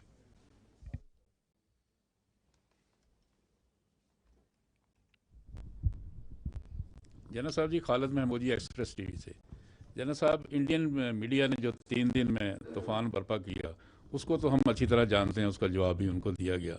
आज जो उनकी spokes person थे, military spokes person, उनकी आज press conference हुई, उसमें उन्होंने बताया कि बहावलपुर में जो उन्होंने टारगेट किया था, उसमें रऊफ़ नामी शख्स को उन्होंने टारगेट किया था और उसको वो बहुत हाई वैल्यू टारगेट अचीवमेंट उसको शो कर रहे हैं। आप बताइएगा कि क्या ऐसा कोई वाक़या वहाँ पे हुआ और इसकी हकीकत क्या है?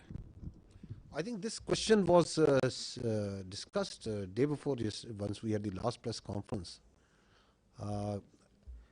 and because this was discussed in this point was made by this, so we have pulled out the same video clip. So I'll just see that first, so that you can see what the fact of the matter is. If you can, if we can run that clip, because the reality is for everyone to clear, is that obviously for everyone to see. So you see, yes, this one. If you just stop here. So this is the Indian High Commissioner in UK who is showing on international media picture of a person leading the prayers. You can see that.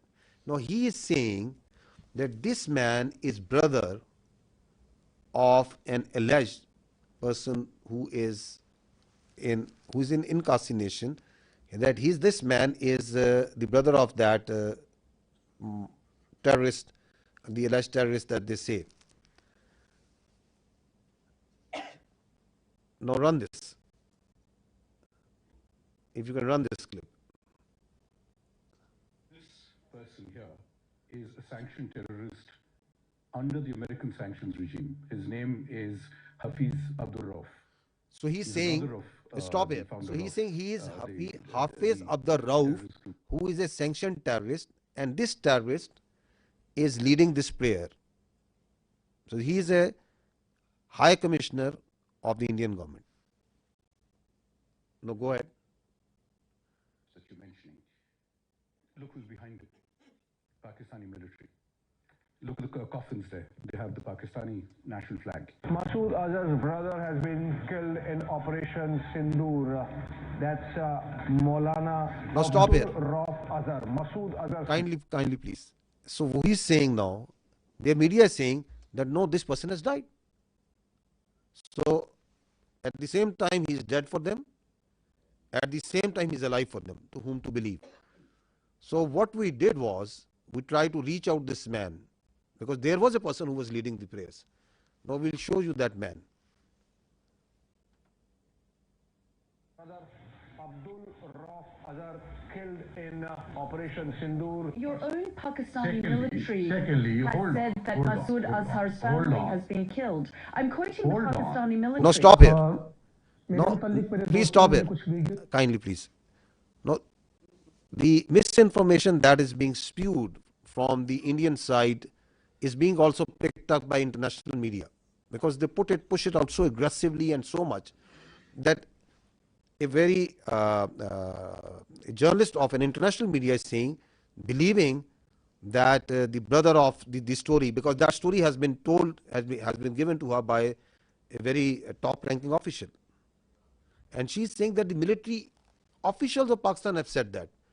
Where is that record? At what time ISPR, myself, anybody has said and made any comment about it? Now he is this man. His name is Hafiz Abdul Rauf, who is actually leading the prayers. And listen to him what he is saying. जी एक जनाजा पढ़ाने की मुझे बड़ी ही शदीद तकलीफ है और रंज भी है कि बगैर किसी तस्दीक के, बगैर किसी तहकीक के मेरे बारे में इतनी बड़ी बड़ी बातें और बैनुल-अक़वामी चीज़ें बयान कर दी हिंदुस्तान ने और उनके मीडिया ने, जो बिल्कुल ही मुज़क्का खेज़ है और जिसका हक़ाइक़ से क़तन कोई ताल्लुक़ नहीं है। मेरी ज़िंदगी सबके सामने है। मेरे माँ बाप उस्ताद थे, मैं खुद तालीम दोस्त आदमी हूँ। मैंने पहले कॉलेज में पढ़ा, स्कूल में पढ़ा और बेहतरीन मेरी एजुकेशन रही। So he's saying, I am surprised that I am being talked by the Indian media. So my parents were teachers. He's got 3 daughters, son, and he is born in March 1973. You can see his details, family details and everything over here. So we are actually surprised that even today, then again, they have come out with the same thing. So it is now getting, it's a little flabbergasted that whatever they are telling, why they are telling, and what to believe, what not to believe.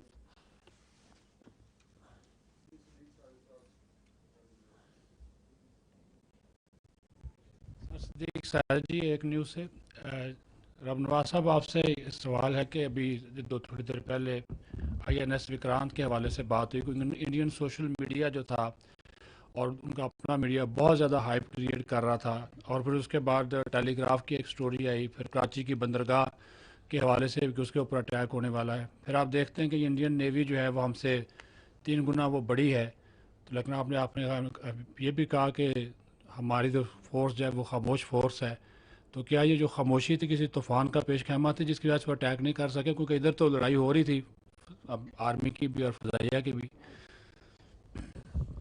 جی بہت شکریہ.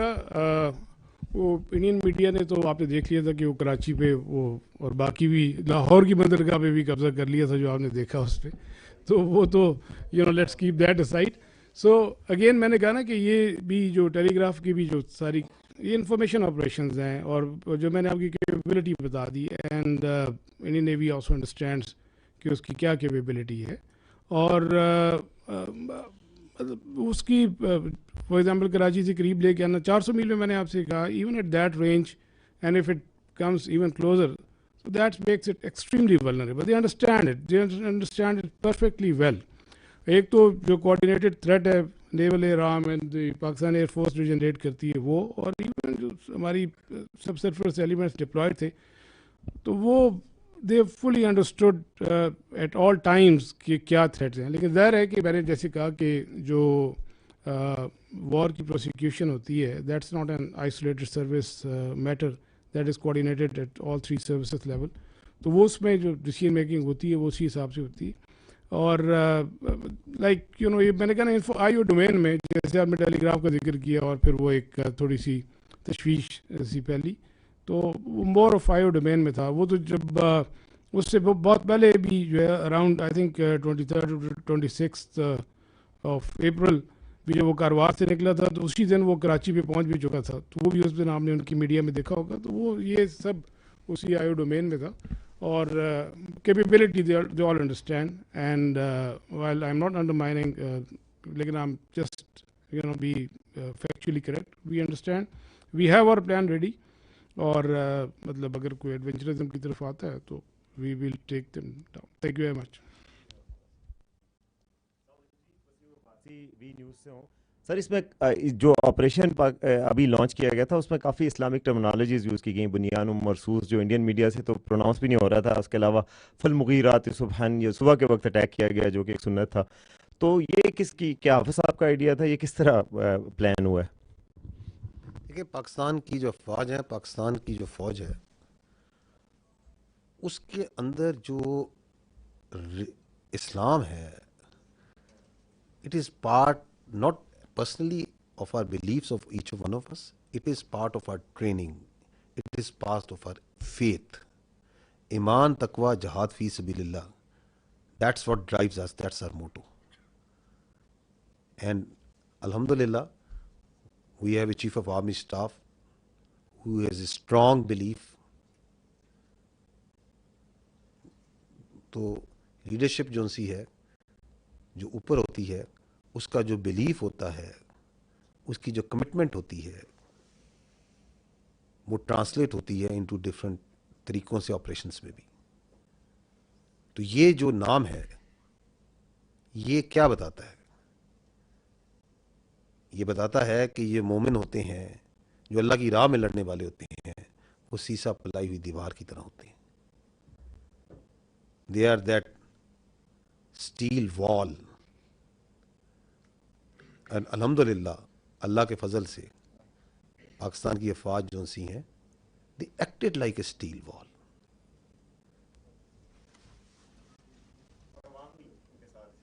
जी बगैर किसी शक के, मैंने इसलिए शुरू में कहा कि सबसे पहले हम अल्लाह सुब्हानहू तआला के आगे सजदा करते हैं, शुक्र करते हैं, फिर हम पाकिस्तान के अवाम का, पाकिस्तान के यूथ का, पाकिस्तान के मीडिया का, पाकिस्तान के सियासतदानों का, तमाम पॉलिटिकल पार्टीज़ का, इस वक्त जो हमारी पॉलिटिकल लीडरशिप है उनकी हौसला मंदी का, ये जो आपने रिस्पांस देखा है, it is the all elements of national power.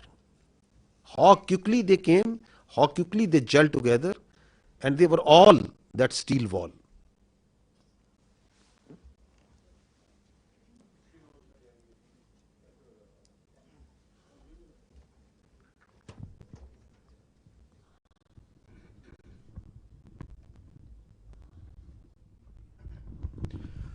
Sir, Faisal Raza Khan, I am from PTB World. My first question is related to Pakistan Air Force. Beside the congratulations, you have got 6-0. Definitely. So my question, you were talking about spectrum supremacy. And this question is related to the cyber warfare and the space warfare that Pakistan Air Force successfully, whether it was the jamming or taken over of the satellite, and what was the nature of that satellite, whether that was the military one, because whole of the command and control system of the adversary, they always utilize those satellites for any action. That's one. And with the silent guy of Pakistan Navy, Vice Admiral Nawaz sahab. Sir, in Pulwama, we have seen on 4th of March 2019, when Pakistan Navy successfully detected the Indian nuclear capable submarine. And in Navy terminology, we always say detection means destruction. So beside P-8I Poseidon, whether you have taken over any sort of a signature of the Indian submarines, because in submarine warfare, most of the times naval assets, number one is the submarine that always go off the harbor and get into the enemy territory. So have ever you have got any sort of a signature in any sort of your asset, from any sort of your asset, any signature of the adversary? Thank you, sir. Sir, please. Thank you very much. Thank you very much for your question. And you're right that we did make a mention of that detection on 4th of March in 2019 after the Pulwama incident, when we detected one of the submarines south of Pasni at that time. I will, because of the operation security reason, not like to comment on that, but let me tell you this thing, that we had a very effective anti-submarine warfare surveillance during this time. We exactly knew, when the submarines left the harbor and where they were likely to be deployed. And we also had a very effective deterrence operations in play, which I think they were successful in keeping these submarines at bay. So beyond that, I will not like to comment on any further. Thank you very much. Regarding spectrum supremacy, just like I mentioned, it's a critical component, a very vital component, cardinal for the electromagnetic spectrum, and that we have cyber and space. They come hand in hand with EW. With the satellite, the satellite that was jammed was a military satellite used by them. The downlink is scuttled. It leads to decision paralysis if done on a continued level. There is no communication where beyond line of sight platforms are acting, so they kind of get redundant. Whenever any payload is within line of sight, it is working on certain other principles. When it is going beyond, it goes on SATCOM, and the SATCOM is denied, so its effectiveness is reduced to almost nil. And so is cyber, where the services are denied, the nodes, the C2 structure that are working over there in the whole architecture. So it's a kind of a paralysis that takes place whereby cyber and space, they go hand in hand, and that is how you carry out the spectrum supremacy. I just mentioned it is Pakistan Air Force is really going into it with full momentum. Our Chief of the Air Staff is leading this initiative whereby we are entering into this domain, and it gives you cross-domain effects. When one side is applied and multiple levels, you get the outcome, the providence, and the dividends. So this is the new warfare. This is the new thing that is there. As soon as the things are getting digital, wireless, we are relying on electromagnetic spectrum more and more, and so this becomes imperative that we have control over the spectrum. I just mentioned control of air is preceded by control of spectrum now. Through spectrum and EW, we were able to see beyond our radars, and we had, as I mentioned, I showed you, we had correct, precise IDs of the projectiles and the platforms that were taking off, and thereby we could react in time and respond in the way as you just saw.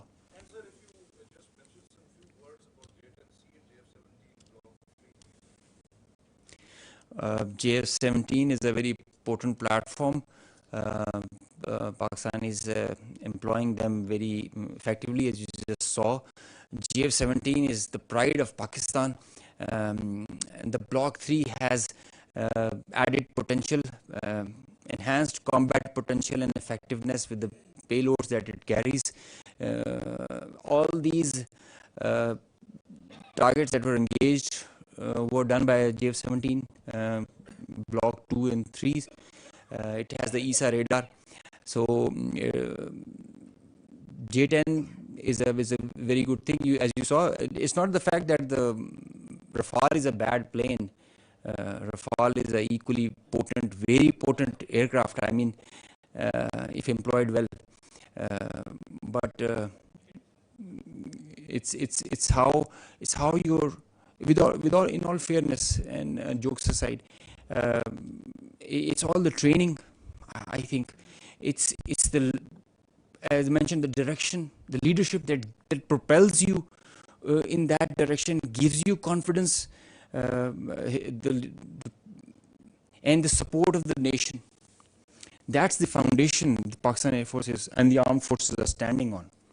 The support of the nation, and the way you look at us right now and always do. This is what drives us. This is what drives us. Thank you.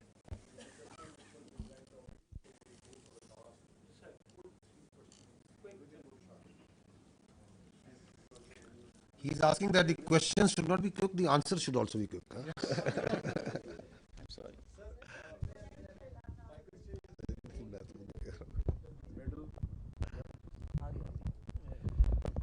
Sir आज Indians की तरफ से press conference की गई थी, उसमें इतराफ़ किया गया। जब उनसे पूछा कि राफेल गिरा है तो उन्होंने कहा कि जंग में नुकसानात होते रहते हैं, तो दुश्मन की तरफ से इतराफ़ करना कितना उसका इम्पैक्ट है।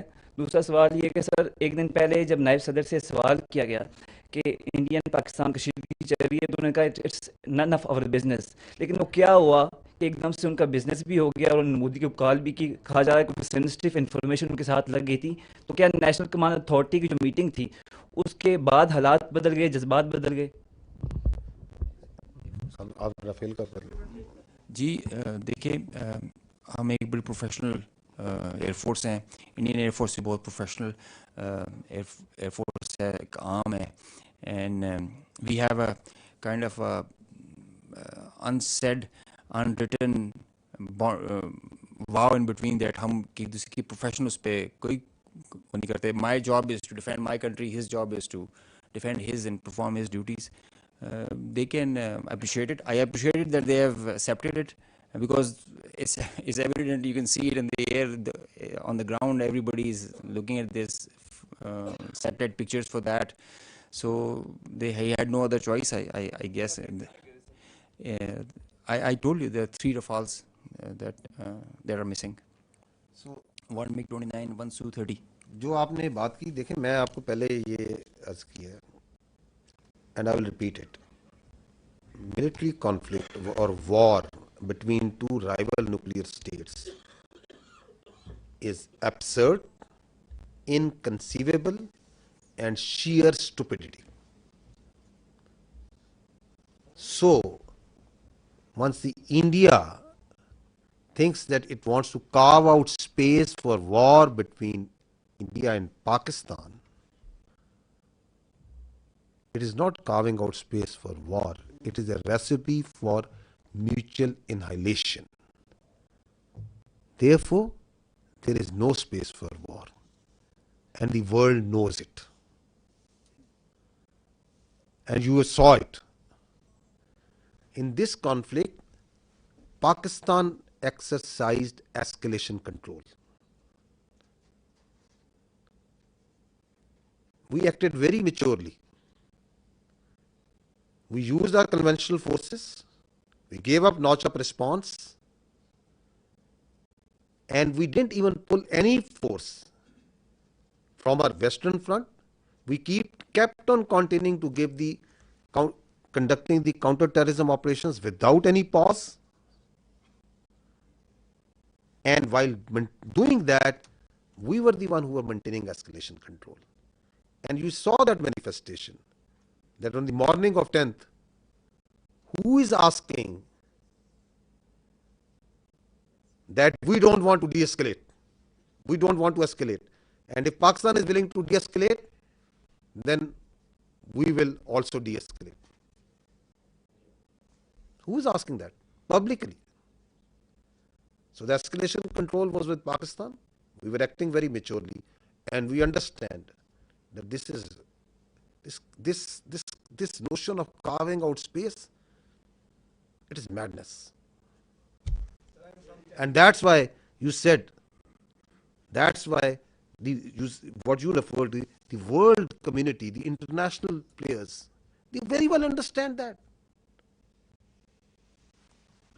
Sir, I'm from Chinese media. My name is Yusuf Khan. So my question is that, sir, there is a news on foreign media and also on social media. Sir, my name is Yusuf Khan. I'm from Chinese media, CCTV.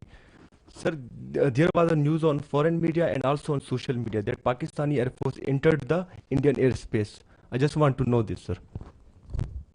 Okay, let me answer you before the AVMs gives you the specific. Please, if we have to stay away from what's all coming on media and social media. If we go as per the conduct of this military conflict by the media and social media, then there were 15 attacks that Pakistan made. Karachi is already burned. Quetta is gone. And God knows what all has happened. There's a female pilot also in our captivity. I don't know. So let's try to stick to the facts. And let's not try to stay what the media or social media is saying.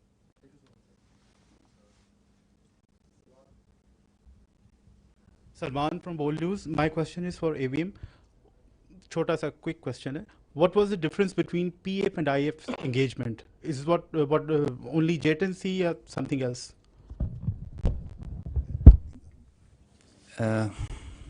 I think I did mention JTNC is an important platform. So is JF-17, F-16, and Rafale also. It's how you employ them. It's a training. I think it is a training. It is the mindset. It is the mindset of our pilots, the aggressive mindset that we take. Pakistan Air Force, Alhamdulillah, is giving training to foreign countries. They are coming and asking in numbers. They want to come and have training with us. We are being invited on international exercises. The kind of level of training we have is remarkable. So I can say with great conviction that the difference was in the mindset, in the leadership, in the whole architecture. Platforms do come in play. They are there. I mean, you cannot just rule out them that they don't mean nothing, but they are one part. But the main driving force is the culture of the organization, the leadership, the mindset it has. Iqbal said, کافر ہے تو کرتا ہے شمشیر پہ بھروسہ، مومن ہے تو بے تیغ بھی لڑتا ہے سپاہی.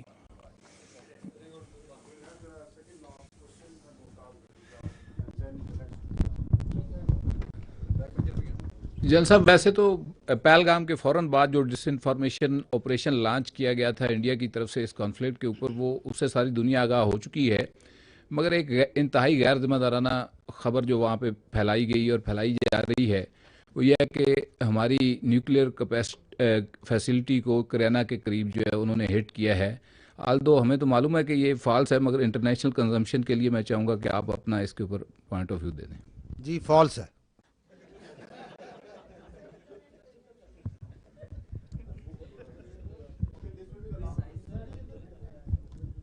ڈی جی صاحب تھینک یو. غضنفر صاحب آپ کا تو بہت شکریہ کہ مجھے سوال کرنے کا موقع ملا، اور میں یہ بھی ریکویسٹ کروں گا کہ بار بار جس پریس کانفرنس میں بھی ہو مجھے سوال کرنے کا موقع ملے.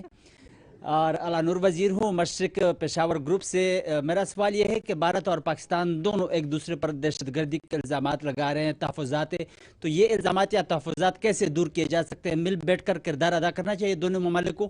اور دوسرا سوال میرا یہ ہے کہ اگین اگر مطلب اس طرح ڈرون آتے ہیں تو گرانے کے لیے کیا عمل عمل ہے؟ اور ساتھ ساتھ جو مطلب بھارت کی جانب سے آپ نے بات کی لوگوں کی کہ ہم نے لوگوں کو ٹارگٹ نہیں کیا، تو آپ کا لوگوں کے لیے میسج کیا ہے اور پھر بھارتی آرمی کے لیے آپ کا پیغام کیا ہے؟ دیکھیں وہ جو ڈرون ہے وہ 84 سے آپ کا دل نہیں بھرا جو ہم نے گرا دی ہیں. جتنے آئے تھے گرا دیے، ٹھیک ہے، آئیں گے اور گرا دیں گے. تو آپ please there is no issue, remain totally comfortable. Whatever they will send, whatever they can send, with the support of the people of this country, these your armed forces have the capability to take them on. Absolutely no issue. جو آپ نے پہلی بات کیا کی تھی؟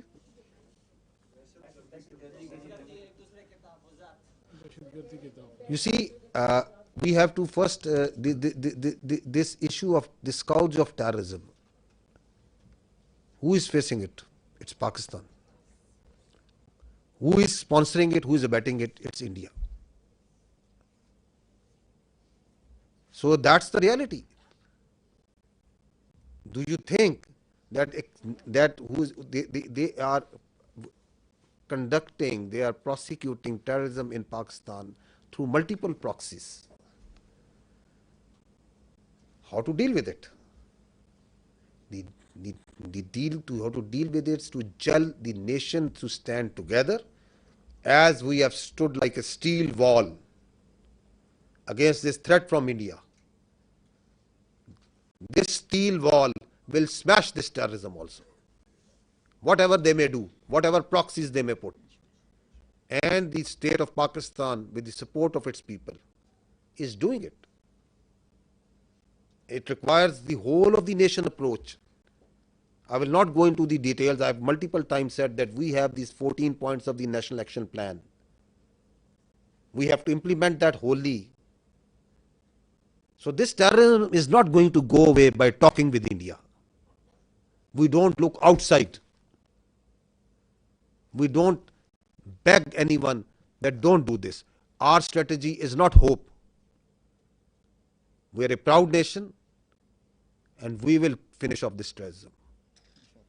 There should be no doubt in it.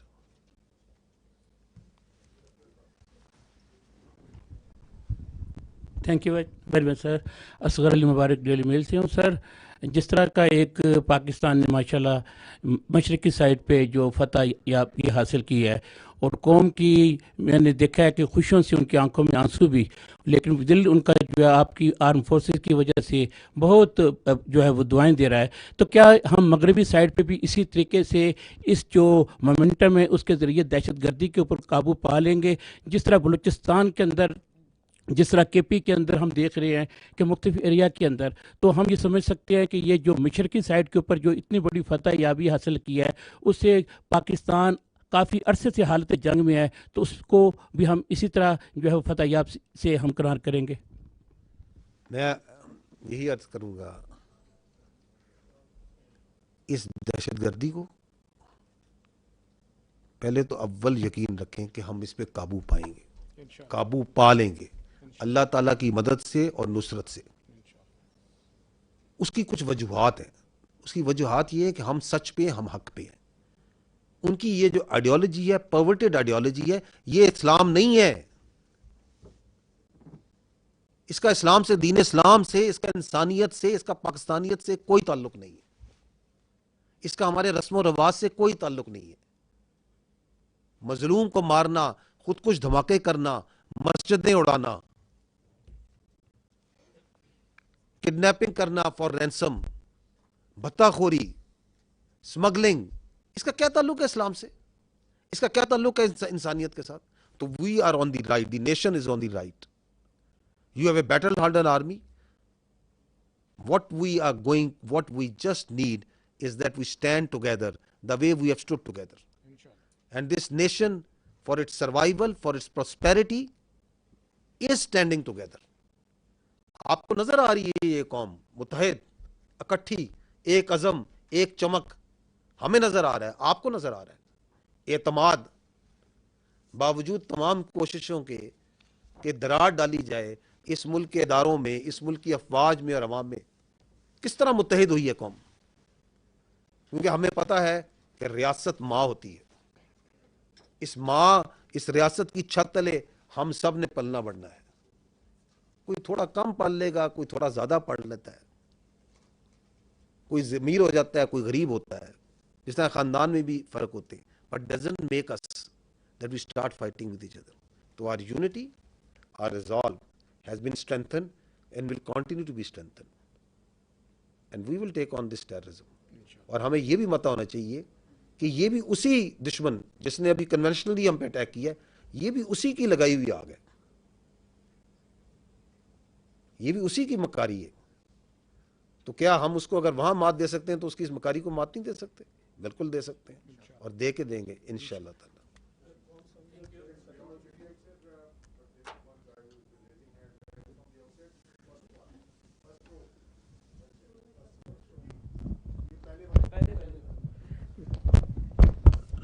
بشارت فاضل Abbasi, Delhi job Pakistan سے.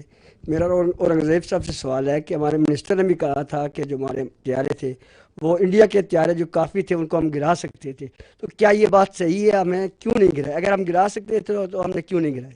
جی سر. دیکھیے, I did mention escalation management and how you envisage and you plan the whole conflict. It is not reactive, it's proactive hota hai. So it is not also trigger happy also.